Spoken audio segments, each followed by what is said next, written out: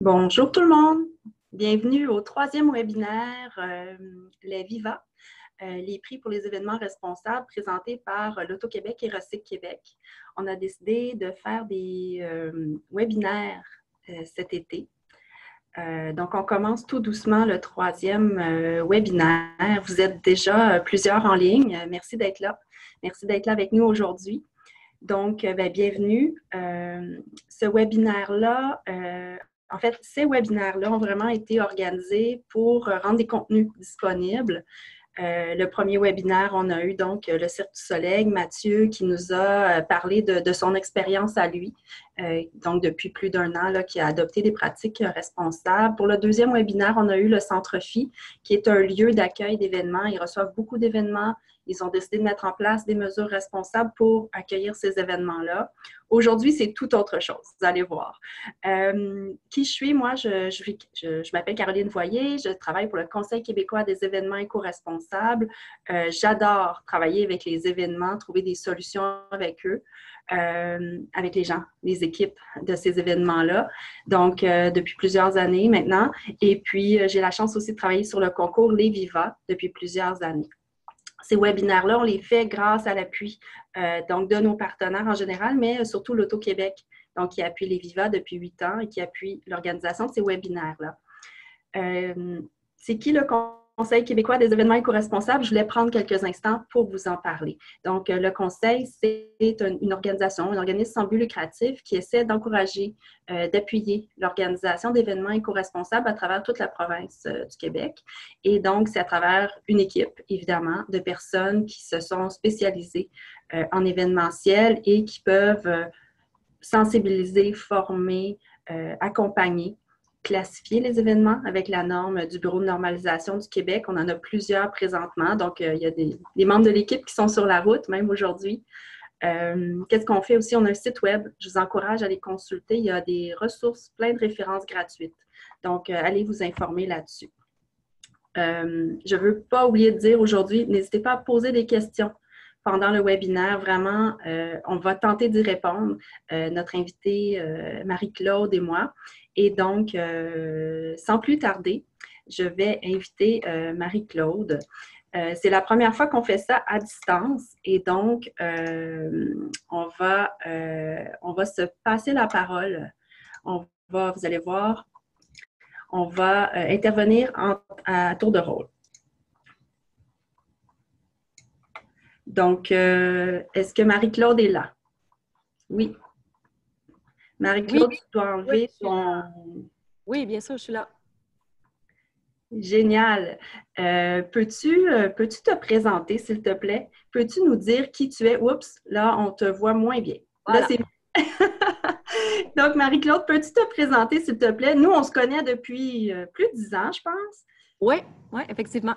Mais Alors, je te laisse aller. Bien, bonjour tout le monde en direct du webinaire. Donc, moi, c'est Marie-Claude Dufour. Je travaille là depuis plus de 10 ans en consultation d'événements éco-responsables. J'ai travaillé avec Caroline. J'ai travaillé aussi, j'avais ma propre entreprise en service conseil. Puis maintenant, je travaille pour Gestev pour le développement durable de ces événements. Puis, comme vous voyez, là, je ne sais pas si vous voyez bien, mais aujourd'hui, je suis en direct des championnats du monde de vélo de montagne. Alors, voilà. Merci d'accepter d'être là malgré que tu es très occupée et tu es en événement présentement. On va faire ça, je vous le dis, là, la webconférence est prévue pour un 30 minutes maximum. On a quelques questions, par contre, Marie-Claude, là, que j'aimerais te poser. Dans le fond, j'aimerais que tu nous parles de ton expérience à toi en gestion responsable d'événements. On comprend que c'est quand même, ça s'est bâti sur plusieurs années, mais dis-nous-en un peu plus, s'il te plaît. Dans le fond, j'ai commencé, si on veut, à la base, j'ai fait un cours en gestion d'événements, c'est en 2009. Puis par la suite, là, dans ces années-là, j'ai pris une formation en développement durable et j'ai également senti un petit peu que l'industrie, si on veut, événementielle avait un grand besoin en éco-responsabilité. Puis j'ai fait beaucoup de contrats, j'ai travaillé beaucoup avec d'événements pour les accompagner à être plus éco-responsables. Génial. avec cette expérience-là, justement, que tu as, peux-tu nous dire, selon toi, c'est toi, on en a parlé, hein? La question du jour, là, la gestion du changement, c'est toi qui l'as proposé parce que c'est quand même un grand défi. Donc, justement, c'est quoi ces défis-là que toi, tu vis dans la gestion du changement dans le cadre de l'organisation d'événements? Euh, oui, c'est moi qui a proposé le sujet parce qu'au cours de ces dernières années-là, dans toutes mes expériences, je me suis rendu compte que c'était vraiment important de considérer l'intégration du développement durable avec les méthodologies de gestion de changement. Parce que l'intégration du développement durable là, dans une organisation comme événementielle et autres organisations, ça amène souvent énormément de changements. Ça amène aussi les gens à poser de nouvelles actions, tout ça. Donc, au fil des années, là, j'en suis venue un petit peu à travailler dans cette façon de penser-là. Puis, tu viens de me poser la question là, sur quels les défis ou c'est quoi les barrières là, que je rencontre, surtout quand je veux intégrer plus de développement durable ou je veux faire des changements. Entre autres, je me suis rendu compte que les gens ou les organisations n'avaient pas nécessairement une vision claire des objectifs éco-responsables à atteindre. Souvent, on y va par tâtonnement, on fait des essais à droite et à gauche, mais on n'a pas des objectifs clairs sur 3 ans qui nous permet de savoir où est-ce qu'on va, de marcher dans ce sens-là. Là, je vois, est-ce que c'est toi qui écris ou il y a une question? Non, c'est moi qui est en train de dire aux gens de ne pas hésiter à poser leurs questions. Mais quand même, donc, c'est vrai ce que tu dis parce que nous, on travaille avec beaucoup d'organisations aussi, puis souvent, ils nous disent, ben on veut s'améliorer, mais quoi exactement? Puis si on ne sait pas où on s'en va, c'est dur d'y arriver. Exactement. Fait que ça fait partie des défis qu'on rencontre lorsqu'on veut faire des nouvelles actions, des nouveaux changements. Fait qu'on ne sait pas trop ce qu'on s'en va, puis on marche un peu à tâtonnement. Fait que c'est vraiment important de savoir aussi la direction veut aller où, la direction, à quel point veut être éco-responsable. D'autres défis que j'ai rencontrés aussi, là, c'était les parties prenantes impliquées au niveau de l'événementiel. On le sait, les parties prenantes, c'est le cœur de nos événements. Puis souvent, il y a tellement de fournisseurs, commanditaires, employés contractuels, il y a tellement de parties prenantes impliquées que ça l'amène à une autre forme de défi aussi. Les autres défis que j'ai rencontrés au fil de ces années-là, c'est beaucoup de... je trouvais qu'il y avait de la résistance à l'interne par des lourdeurs administratives. Je me réfère ici là, à mes expériences de normalisation du bureau de normalisation du Québec, pardon, quand on voulait avoir cet objectif-là d'intégrer ou d'être classifié selon la norme, ça l'amenait une certaine lourdeur administrative au niveau des groupes. Puis à certains moments, là, il y avait de la résistance par rapport à ça. On le sait tout aussi, qui dit nouvelles actions, changements, ben, ça prend à quelque sorte pour décoller la machine quelques ressources financières. Donc souvent, on avait de l'insuffisance là, à développer des nouveaux projets par manque de financement. Puis aussi, ben, par manque de temps, de ressources humaines, qui dit mettre des structures, des projets en place, ben, ça prend du temps, ça prend des ressources humaines. Fait que c'est tout un défi que j'ai rencontré au fil du temps. Puis tu as parlé justement de convaincre les dirigeants ou de comment, en fait, de toutes les parties prenantes impliquées. Toi, concrètement, comment tu as fait pour convaincre, par exemple, les dirigeants des organisations ou les collègues? Parce que dans le changement, là, dans convaincre de changer des choses, des comportements, des fois, c'est difficile. Donc, comment tu as fait pour les convaincre? Bien, je me réfère encore toujours à la gestion du changement général organisationnel, autant personnel que professionnel. Dans une situation de changement, on passe toujours par différentes étapes. On vit toujours l'inaction, le refus, il y a la négociation, le deuil, l'expérimentation, puis par la suite, il y a l'acceptation. Donc, moi, je me suis un petit peu basée sur ça, sur ces étapes-là, si on veut, pour amener les gens à changer. Si vous voulez, là, je vais vous donner des exemples un peu plus concrets, là, mais par exemple, dans mon travail, là, de la façon dont je fonctionne quand je veux amener une nouvelle action, un nouvel objectif, je commence toujours par un transfert d'informations. pour éduquer puis renseigner les gens. Par exemple, je fais des capsules éco-responsables sur l'importance d'utiliser des gourdes d'eau pour remplacer la bouteille d'eau à usage unique. Pourquoi c'est important? C'est quoi l'impact environnemental réel? Fait que je fais toujours un transfert d'informations comme ça pour que les gens commencent tranquillement à réfléchir à la cause puis débuter leur processus de changement. Puis après ça, je fais souvent des grainstorming, comme je dis, là, ou de la consultation. Fait que je mets mes équipes ensemble, je les assois, puis on trouve, si je me réfère toujours à la bouteille d'eau, on essaie de trouver ensemble des solutions pour remplacer la bouteille d'eau, puisqu'il y a toujours des risques, des craintes, que ce soit au niveau logistique, que ce soit au niveau coût, tout ça, ça l'amène des risques et des craintes.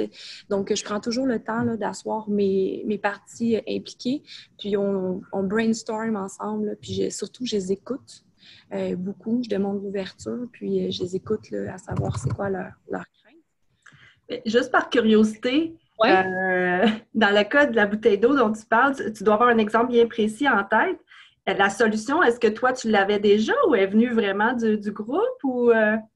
Je l'avais déjà, mais j'ai quand même laissé le groupe, je les ai exposés, mais j'ai quand même laissé le groupe exposer leurs propres solutions, puisqu'on on a tous des contraintes différentes, là, que ce soit la directrice, elle de son côté, elle voulait s'assurer qu'il y a un service à la clientèle qui ne soit pas affecté. Ce qui veut dire que cet exemple-ci, elle est attribuée à des courses, ce qui veut dire qu'elle voulait s'assurer que les gens qui rentrent dans le corail d'arrivée, qui est rapidement un verre d'eau ou une bouteille d'eau, fait qu'elle voulait s'assurer que le service de la clientèle est là. La logistique, elle, de leur côté, voulait s'assurer qu'on ait accès à un point d'eau si on enlève la bouteille d'eau, voulait avoir des verres suffisants, comment que les bénévoles allaient rendre. Donc, faut vraiment discuter avec chacune de ces personnes-là puis les laisser, si on veut, soulever les propres solutions. Puis donc, les écouter, puis qu'il faut adopter des fois la solution, j'imagine. Modifier un peu ton plan que tu avais au départ en fonction de ce qui t'apporte comme questionnement, comme solution. Exactement, parce que c'est super important. Puis souvent, ce que je fais après ça, c'est que je fais toujours un temps de... Je pourrais dire, là, je laisse le temps faire son œuvre, mais suite à cette rencontre-là, je laisse toujours un petit peu de temps là, aux gens de réfléchir. Puis souvent, ça fait beaucoup de chemin. Les gens, ben cette solution-là était bonne, cette solution était moins bonne. Puis avant de faire des suivis ou des prendre de décisions très rapides, là, je laisse vraiment les gens mijoter sur ce brainstorming-là. Puis après que les gens ont mijoté, je fais toujours une proposition d'expérimentation. Mais moi, ce que ça m'amène comme question, moi, je te connais, je sais que tu es une convaincue. Peut-être que des fois, ça prend plus de temps mettre en place des solutions que toi, ce que tu aurais souhaité personnellement. Oui, exact, c'est ça. C'est exactement ce que j'essaie d'exprimer. Puis je l'ai dit tout à l'heure, la gestion du changement, autant personnel que professionnel, ça prend du temps, c'est des étapes. Puis il faut surtout bien les gérer, il faut surtout les planifier, puis laisser les gens faire leur propre analyse et prendre leurs propres décisions. On voit que tu es sur le terrain, là, ça bouge, l'ordinateur, Okay. la caméra. C'est pas grave, Marie-Claude, on est contente de t'avoir avec nous aujourd'hui. Il y a aussi tous les participants, hein, tu sais, les gens qui assistent à l'événement. J'entends souvent des commentaires. Le public pose pas les bons gestes, ils comprennent pas ce qu'on souhaite de leur part, tout ça. Donc, toi, c'est quoi l'état de ta réflexion à ce sujet-là? Par rapport le public, oui. Bien, le public, il y a quand même deux types de public qu'on le sait. Il y a le public hyper motivé qui, lui connaît bien la cause et veut faire. Puis il y a le public un petit peu moins convaincu. Et la façon à nous, à moi, si on veut, d'aborder les situations, c'est toujours d'offrir un côté ludique aux actions, parce qu'on parle d'événementiel, on parle de s'amuser, on parle de festivités. Fait qu'on essaie toujours de rendre nos actions éco-responsables avec un côté très ludique. Et puis, ça fait soulever, si on veut, un intérêt autant des gens qui ont ça sur le cœur, qui sont motivés qu'à l'inverse, les gens qui ont un petit peu moins d'intérêt. OK. Puis, as-tu vécu des belles réussites, dans le changement de comportement? Y a-t-il un bel exemple que tu pourrais nous proposer? Je suis désolée, on n'en avait pas parlé de cette question-là, mais Non, oui, j'en ai plein de bels exemples, mais comme tout à l'heure, j'arrête pas de parler de la bouteille d'eau, mais pour moi, c'était quand même un défi de gagner, puis je vais vous raconter le contexte. Dans le fond, c'est ça, c'est que je travaillais on travaille sur les courses à Québec, dont le marathon. Et puis, en début de planification, moi, j'avais proposé d'éliminer la bouteille d'eau à 100% sur nos courses. J'ai fait le processus là, que je vous ai parlé tout à l'heure. J'ai transmis de l'information à mon comité organisateur. On s'est rencontrés, on a soulevé des solutions, tout ça. Les dirigeants ont amené leurs craintes par rapport à ça, la logistique également. J'ai laissé le temps faire son œuvre et par la suite, je suis revenue à la charge et j'ai proposé, si on veut, pour l'une de nos plus petites courses, si on pouvait faire un projet pilote sur cette course-là, d'éliminer la bouteille d'eau à 100%. Alors, c'est ce qu'on a fait, on l'a vécu. Et par la suite, tout ce qui est dirigeant, logistique, employé, eux-mêmes se sont rendus compte que les craintes qu'on avait par rapport à la logistique ou le temps d'attente ou le service à la clientèle n'étaient peut-être pas fondées. Ce qui fait en sorte que, en bout de ligne, ils ont pris la décision de l'éliminer sur tous nos autres courses, incluant le marathon, où est-ce qu'on va avoir plus de 10 000 participants. Wow! C'est quoi la solution? Par quoi vous avez remplacé la bouteille d'eau? On est allé avec un verre compostable. OK, parfait. Donc, est-ce qu'au niveau de l'achat, tout ça, les frais, avez-vous un impact financier? Ça a engendré des coûts, bien sûr, mais on n'a pas eu de bouteille d'eau à acheter. Donc, le budget était quand même similaire. OK. Puis, comment je m'imagine, là, je ne fais pas de marathon, mais je m'imagine avec mon verre, où il s'en débarrasse après? Ce qu'on avait fait, c'est qu'après le corridor d'arrivée, on avait installé plein de bacs de compost avec une escouade qui était là pour inviter les gens là, à le composter. Puis d'ailleurs, sur cet événement-là, on avait presque 80% des matières qui étaient compostables. OK. Donc, vous avez, dès l'approvisionnement, vous avez prévu la chose, puis même dans la gestion, au niveau de la gestion de changement, le fait d'avoir quelqu'un qui donne l'information, la Brigade verte, j'imagine qu'elle a un rôle important aussi. Exactement. Je pense qu'il y a une question, Caroline. Ben oui, Madame Coutu, Isabelle Coutu dit, as-tu un exemple de volet ludique que tu as ajouté à une action pour faciliter l'adhésion des participants? Alors ça, c'est une bonne question parce que moi, c'est quelque chose qui m'intéresse beaucoup ces temps-ci. Comment on rend ça ludique? Comment on rend ça positif, amusant, d'être éco-responsable? Bon, je vais vous donner un autre exemple. Pour le Jamboree, cette année, on avait décidé d'éliminer toute forme de verre en plastique sur l'événement. Donc, on est allé directement avec la canette qu'on remettait au public. Puis, un peu pour sensibiliser tout ça, on avait fait un kiosque, si on veut, en grillage, très joli et ludique, là, qui permettait aux gens, pardonnez-moi le mot, là, mais de garrocher sa canette. C'était quand même, il y avait un spectacle autour de ça. Et puis, c'était ça qui faisait en sorte que ça rendait la chose ludique. Les gens venaient à l'événement, participaient au spectacle, avaient pris quelques consommations, puis ils pouvaient garrocher leur canette dans une forme de grillage. Un autre exemple aussi, on implique aussi beaucoup nos jeunes dans nos événements.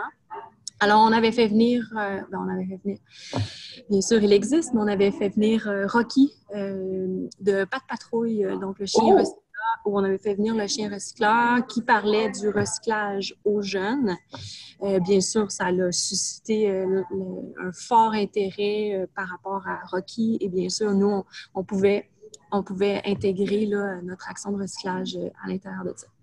Et donc, Rocky a accepté votre demande facilement ou? Bien sûr, Rocky s'est déplacé et ça a été le coup de cœur. Ah, génial. Donc, aller avec ce que les gens aiment pour faire passer un message. Exactement. OK. N'hésitez pas si vous avez d'autres questions, cher public. Sinon, moi, je continue. Dans le fond, toi, tu vois, tu as l'expérience avec Gestev. Bien Une chose sûr. que les gens ne savent pas aussi, c'est que moi, en tout cas, Gestev, mon coup de cœur, c'est vraiment la façon dont vous communiquez vos résultats. Je trouve que vous avez une très belle transparence au niveau de Merci. ce que vous réussissez moins, ce que vous voulez améliorer. Fait que ça, chapeau pour ça, vraiment. Je le dis depuis longtemps, mais c'est encore vrai. Donc, merci pour cette belle communication, cette transparence-là. Mais avec ton expérience, est-ce que tu aurais des propositions ou des suggestions pour les gens qui nous écoutent? Tu en as déjà fait à travers ce que tu nous as dit, mais peut-être que tu en as d'autres. Oui, des suggestions. Ça résume un peu tout ce que je viens de dire. C'est que euh, prenez surtout le temps de vous asseoir avec vos équipes, puis faire des comités, des écouter, puis de laisser vos équipes amener leurs propres solutions. Je pense que ça fait toute la différence là, quand eux amènent leurs propres solutions. Après ça, ça facilite l'intégration énormément. On en a parlé un petit peu au début, mais j'aimerais un peu élaborer là-dessus. Là, mais on avait aussi les parties prenantes qui étaient le cœur de nos événements, qui étaient plus difficiles à mobiliser, si on veut. Puis nous, de notre côté, de la façon dont on les sensibilise, c'est vraiment qu'on fait un dialogue adapté pour chacun de nos commanditaires. Et puis, on fait une communication directe avec eux, que l'on prend commanditaires, partenaires, fournisseurs, traiteurs, employés contractuels. Pour chacun des groupes, on va faire une communication, si on veut, adaptée, que ce soit un appel téléphonique, une réunion, une tournée de sensibilisation sur le site. Donc, c'est vraiment...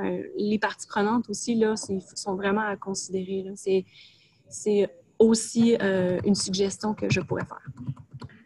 Puis, je te dirais que dans notre expérience ou dans mon expérience à moi, je le constate aussi quand on prend le temps d'écouter les gens puis de leur demander leur propre solution, souvent ils nous amènent beaucoup plus loin. Donc, c'est Exact. intéressant. Euh, je voulais savoir, il y a quelqu'un qui nous pose la question, je la lis à voix haute.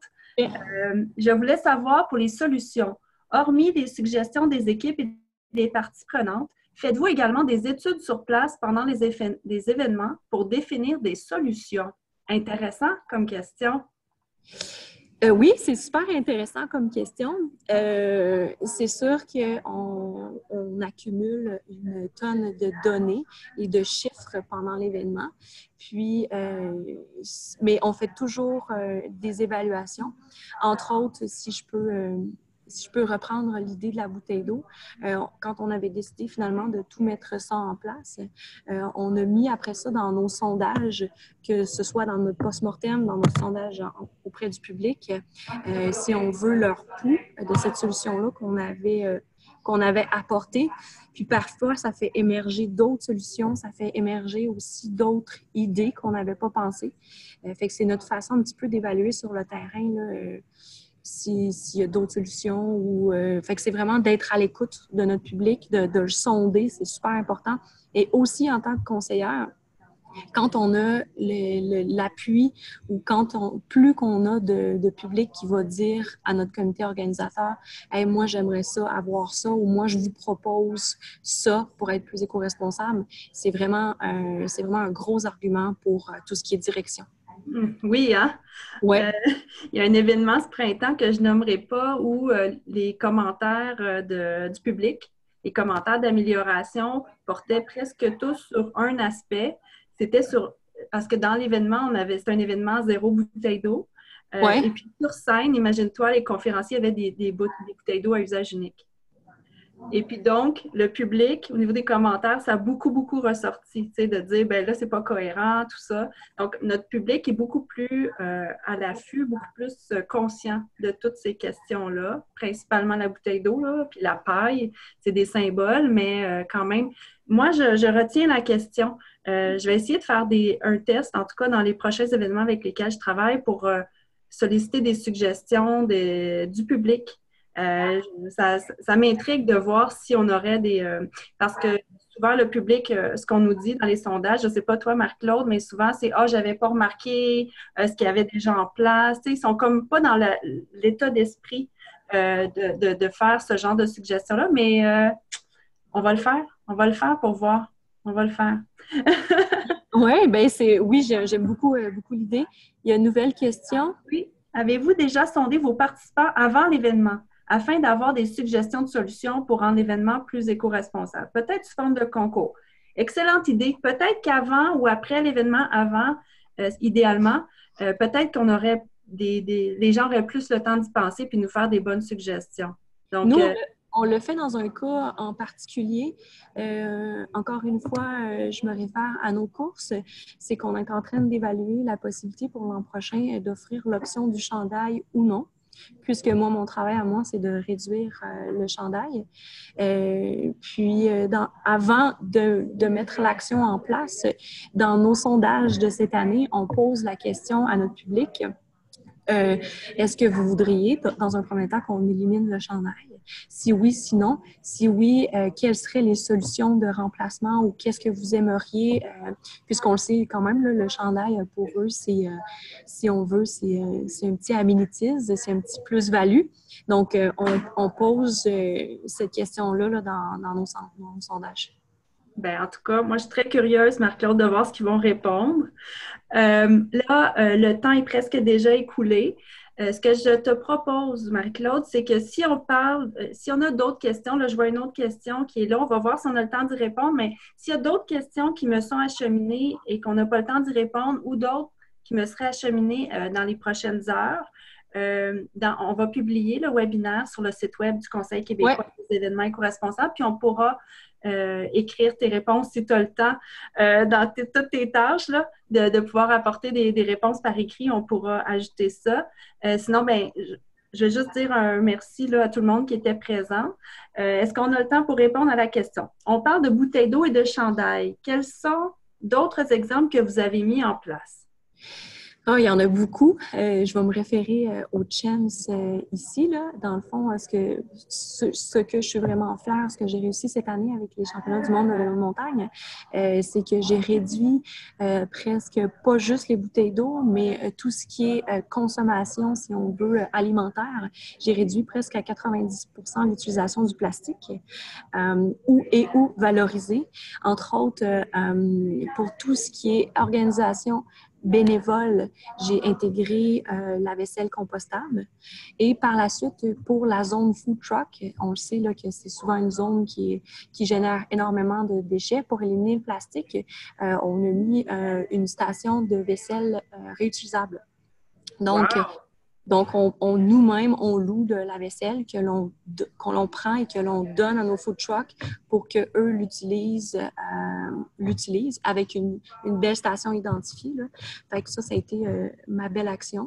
Il y a toujours l'autre action, c'est sûr qu'on fait des parcs à vélo dans tous nos événements, des parcs à vélo sécurisés parce que souvent, dans nos événements, les gens ont des vélos quand même d'une certaine valeur. Fait qu'ils veulent s'assurer là, que c'est sécurisé.